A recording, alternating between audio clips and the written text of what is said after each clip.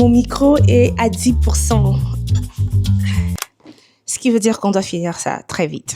Et les amis, j'espère que vous allez bien. Bienvenue and welcome back to the channel. Je suis tellement contente de vous avoir sur ma chaîne YouTube. Je m'appelle Christelle, je suis créatrice de contenu, je suis chrétienne. Et disciple de Christ. Donc, cette chaîne YouTube, peu importe le type de vidéo que tu vas trouver ici, ça va vraiment être pour la gloire de Dieu, pour pouvoir te permettre de grandir avec le Seigneur, t'encourager et tout simplement grandir ensemble avec le Seigneur. Pour la vidéo d'aujourd'hui, je pense qu'on va être confortable, on va être raw. Je ne sais pas comment on dit raw en français, c'est cru. Ça va vraiment être une vidéo assez crue. On va être réel, on va être sincère avec nous-mêmes, puis on va vraiment être vulnérable parce qu'on va parler de déception, ok? Déception en général, pas seulement en ce qui concerne les relations amoureuses. Souvent, lorsqu'on parle de déception dans la vie, on pense aux relations amoureuses, mais pas forcément. C'est comme des déceptions dans tous les domaines de la vie. Imagine, par exemple, tu sais, tu es en train de chercher du travail, tu es en train de te battre, tu fais tout, tu fais de ton mieux, tu as un bon CV, tu appliques, parfois même on t'appelle pour des interviews et puis tu arrives, tu fais ton interview, tu es convaincu que ça se passe bien, mais après on te répond, on t'appelle puis on te répond, on t'envoie un email carrément, on te dit désolé, on est passé à une autre personne, toi tu n'étais pas la bonne personne pour nous. Tu sais, il y a des situations comme ça, que ce soit des gens qui nous ont déçus par leur comportement, par leur façon d'être et tout. Il y a tellement de choses qui peuvent nous laisser dans une situation où on se sent tellement déçu et puis on est vraiment comme devant le Seigneur, on se dit pourquoi? Est-ce que ça en valait la peine? Je sais pas pour toi, mais vraiment pour moi, parfois, souvent même, je me suis retrouvée devant des situations où je parlais au Seigneur et je disais est-ce que ça en valait vraiment la peine? Est-ce qu'il fallait vraiment que je puisse passer au travers de ça? Seigneur, why? Pourquoi? Pourquoi je vis ça? Pourquoi tu me laisses traverser cette situation? Est-ce que c'était nécessaire? Est-ce que c'était vraiment nécessaire que je puisse traverser cette situation, que je puisse passer au travers de ça, que je puisse être autant déçue, que j'ai autant mal? Est-ce que c'est nécessaire? You know, like tu te dis, papa, pourquoi? Seigneur, pourquoi? Je pense qu'en tant qu'être humain, on veut connaître, on veut savoir pourquoi est-ce que Dieu fait ça, pourquoi est-ce que Dieu permet ça. Mais tu sais, peut-être qu'on n'aura jamais des réponses de ce côté-ci de l'éternité. Parfois, lorsque tu vis une situation aujourd'hui, après des années, tu te dis, ah, maintenant je comprends pourquoi est-ce que Dieu m'a permis de passer au travers de ça. Mais il y a aussi des situations pour lesquelles tu n'auras jamais des réponses. Tu n'auras jamais des réponses. Si là où tu es à la maison en ce moment, tu te poses la même question, pourquoi est-ce que Dieu a permis que telle chose puisse m'arriver? Il y a ce passage dans la Bible, dans Isaïe 55, qui dit « Car mes pensées ne sont pas vos pensées et vos voix ne sont pas mes voix, dit l'Éternel. Autant les cieux sont élevés au-dessus de la terre, autant mes voix sont élevées au-dessus de vos voix et mes pensées au-dessus de vos pensées. » Tu vois, ces pensées sont au-delà, ces voix sont au-delà. Parfois, on ne peut juste pas comprendre pourquoi est-ce que le Seigneur a permis telle ou telle autre chose. Et c'est correct. Dans ce moment où tu es déçu, où tu es découragé, que ça révèle ton cœur, ça révèle ce que tu crois de Dieu, ce que tu sais que Dieu est, dépendamment de ce que tu connais de la parole de Dieu. Qu'est-ce que la parole de Dieu te dit de Dieu? Est-ce que tu connais Dieu? Est-ce que tu connais son cœur? Récemment, je suis en train de regarder une vidéo YouTube d'un monsieur très âgé qui partageait sur le thème de attendre. To wait on the Lord, attendre la main de Dieu. Il disait quelque chose de très important. Il disait que si tu ne peux pas tracer la main de Dieu pour comprendre ce qu'il est en train de faire dans ta vie, pour comprendre pourquoi il permet telle ou telle autre chose, au moins tu peux avoir confiance en son cœur. Tu peux faire confiance au cœur de Dieu. Tu sais qu'il t'aime. Tu sais que c'est ton papa. Tu sais qu'il a donné son fils pour toi.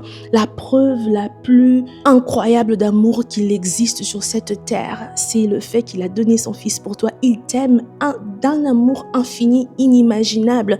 Si tu ne peux pas tracer sa main pour comprendre ce qu'il fait pour toi, ce qu'il autorise, ce qu'il permet dans ta vie, au moins tu peux avoir confiance en son cœur, tu peux avoir confiance qu'il t'aime, tu peux avoir confiance que tout ce qu'il fait pour toi, tout ce qu'il fait, c'est pour ton bien. La Bible dit que tout concourt au bien de ceux qui aiment le Seigneur. Peu importe ce qui arrive, tu sais que Dieu a le contrôle sur ta vie. Dieu te voit. il te voit, il te connaît, il voit ce que tu traverses, il sait pourquoi il tolère, il accepte que telle ou telle autre chose puisse arriver, ou telle autre chose, ou telle autre chose ne puisse pas te toucher. Au moins, tu peux avoir confiance au cœur de Dieu. Et ce que je sais avec certitude, c'est que Dieu ne gaspille pas les moments où tu es en train d'attendre ta bénédiction. Il ne gaspille pas ce moment-là où tu as l'impression que c'est une pause, il n'y a rien qui arrive, il n'y a rien qui se passe, tu attends des jours, des semaines, des mois et même des années. Dieu ne gaspille pas ce moment-là parce que lorsque tu es dans cette période d'attente, c'est là où Dieu est plus présent que d'habitude même pendant ce moment-là, parce que ce sont des moments où il travaille ton caractère, il travaille ton comportement. Pendant ce moment-là, ta foi grandit, ton amour pour le Seigneur grandit, ta relation avec Dieu grandit. Dieu est tellement intentionnel qu'il ne peut pas gaspiller un moment pareil. Et même, tu vas voir, si tu regardes dans l'histoire de la Bible, presque tous les hommes qui ont marché avec le Seigneur ont expérimenté de moments où ils étaient en train d'attendre quelque chose. Abraham et Sarah ont attendu pour leur fils. Joseph a attendu. David a attendu très longtemps pour devenir roi d'Israël. Et avec David, c'est encore fascinant parce que il a été loin des années avant même qu'il puisse devenir roi. Et lorsqu'il est devenu roi, il est devenu roi de Juda d'abord avant de devenir roi de tout Israël. Et tu as vraiment l'impression que au travers de la Bible comme ça, des hommes et des femmes ont attendu. Ils ont attendu. Il y a tellement des versets dans la parole de Dieu qui nous encourage à attendre. Wait on the Lord, wait on the Lord. Attends, tarde dans la présence de Dieu. Attends, parce que je crois que pendant ce moment-là, c'est vraiment lorsque le Seigneur nous utilise, c'est lorsque le Seigneur nous transforme, c'est lorsque le Seigneur nous change, c'est lorsque le Seigneur nous attire à lui. C'est là que tu grandis, au fait. C'est là que tu deviens la femme et l'homme que tu es supposé devenir dans le Seigneur. Maintenant, tu dois décider, est-ce que tu gardes ce sentiment de déception en toi ou est-ce que tu te réjouis dans ton attente? Est-ce que tu te réjouis pendant cette saison que tu es en train de traverser? Parce que la Bible nous encourage au fait à nous réjouir pendant que nous sommes en train d'attendre, de nous réjouir dans le Seigneur, de garder nos yeux fixés sur le Seigneur. C'est vraiment un choix que tu fais de pouvoir te tourner vers le Seigneur au lieu de cultiver cette déception-là. Parce que la déception, en fait, moi, la façon dont je le vois, c'est vraiment quelque chose qui, si tu ne deals pas avec aujourd'hui, tu le laisses comme ça, tu n'adresses pas le problème ou carrément tu es dans le déni complet, ça continue à avoir un effet négatif sur notre relation avec le Seigneur. Et après des années, tu vas réaliser que ton feu pour Dieu s'est éteint. L'amour que tu avais pour le Seigneur s'est éteint. Et puis tu te demandes, mais qu'est-ce qui s'est passé? Lorsque tu essaies de revenir dans le passé, tu fais une petite rétrospection sur ta vie, tu réalises que c'est parce que j'avais gardé dans mon cœur cette déception-là que le Seigneur n'a pas fait telle ou telle autre chose. Tu as gardé ça en toi, tu as porté ça et tu as vu ton feu pour le Seigneur et ton amour pour la maison du Seigneur juste comme complètement partir et tu deviens un chrétien, une chrétienne qui n'est pas en feu pour le Seigneur, qui n'est pas passionné de Dieu, qui n'est pas passionné pour les choses de Dieu. C'est quelque chose qu'il faut que tu puisses adresser le plus rapidement possible en ce moment si tu es en train de traverser cela, si tu as ce fardeau-là sur ton cœur, c'est juste lourd, tu es juste déçu complètement. Tu dois t'approcher du Seigneur. Ésaïe 43, verset 19, je vais le trouver, attends. Ne pensez plus aux événements passés et ne considérez plus ce qui est ancien. Voici, je vais faire une chose nouvelle sur le point d'arriver. Ne la connaîtrez-vous pas? Je mettrai un chemin dans le désert et de fleuves dans la solitude. Au fait, Dieu va agir. Il faut que tu saches que Dieu va agir.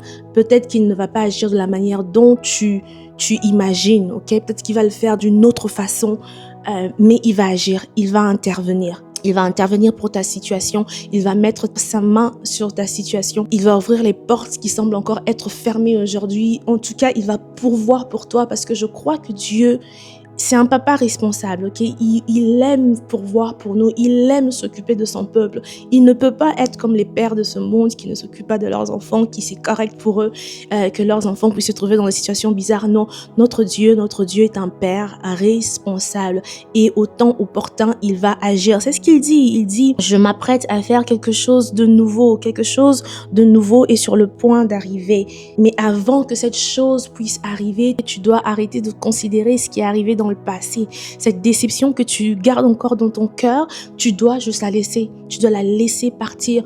Et je pense que la meilleure façon de la laisser partir, c'est la porter vers le Seigneur, la porter devant Dieu. Lorsque je lis dans la Bible, je ne pense pas, corrige-moi si j'ai tort, mais je pense que Dieu ne veut pas qu'on puisse être dans le déni total ou qu'on puisse juste comme regarder la déception ou la situation et carrément l'ignorer. Non, je pense que Dieu veut que l'on puisse la porter devant lui. Quand tu lis Psaume 37, tu réalises que l'auteur a apporté sa peine devant le Seigneur. Tu regardes par exemple dans Psaume 25, tu regardes David qui dit, déjà dans le verset 1, il dit « Éternel, j'élève à toi mon âme, mon Dieu, en toi je me confie, que je ne sois pas couvert de honte, que mes ennemis ne se réjouissent pas à mon sujet. » Tu sens que c'est un homme qui est poursuivi par ses adversaires, qui a tellement de problèmes dans sa vie, mais qui vient vers le Seigneur, qui pleure au Seigneur, qui dépose ses fardeaux devant le Seigneur.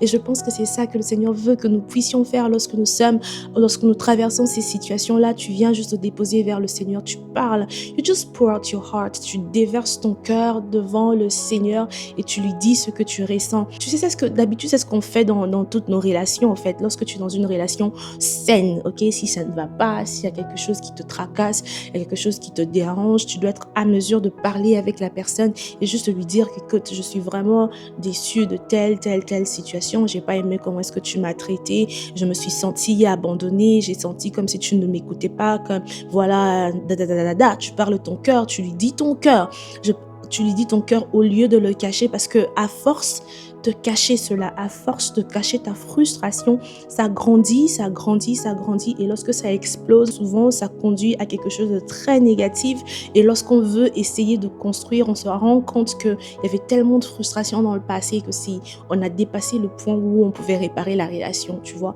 Et si on fait ça dans nos relations avec les humains, pourquoi ne pas faire ça dans notre relation avec Dieu? Tu sais, tu t'approches vers le Seigneur, tu déverses ton cœur, tu parles avec lui comme on parle avec un ami, tu lui dis « Seigneur, je suis vraiment déçue, j'attendais vraiment cette job, j'attendais ce travail, mais je ne l'ai pas eu. Je ne sais pas pourquoi, Seigneur. » Parfois même, c'est quelque chose qui, dans ta tête, tu te dis « Seigneur, ça aurait vraiment été pour la gloire de ton nom. Si j'avais témoigné pour ça, ça allait encourager quelqu'un, mais pourquoi est-ce que tu as laissé cela arriver ?»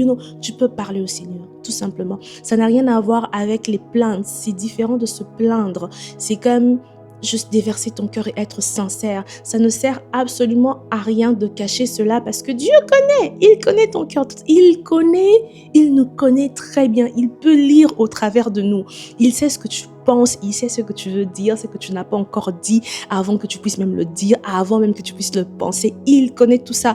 Et maintenant, ça sert absolument à rien de cacher nos émotions lorsque nous venons devant le Seigneur, lorsque nous prions, lorsque nous nous adressons à lui. Il veut que tu puisses t'approcher de lui avec ce que tu ressens et juste comme le déposer. Tu le déposes et puis tu t'en vas, parce que oui, tu parles à Dieu, oui, tu t'exprimes, oui, tu déverses ton cœur, mais tu le reporte pas sur toi, tu ne repars pas, tu ne sors pas de la présence de Dieu avec ce fardeau sur toi, tu le déposes et tu fais confiance. Tu fais confiance qu'il sait ce qu'il est en train de faire. Tu fais confiance qu'il t'aime. Tu as confiance en son cœur. Et tu sais que tout concourt pour le bien de ceux qui aiment le Seigneur. Donc voilà, j'espère que cette petite vidéo d'encouragement sur les déceptions de la vie va vraiment t'aider. N'hésite pas de t'abonner sur ma chaîne et on se voit la prochaine fois pour une nouvelle vidéo. Ciao, ciao!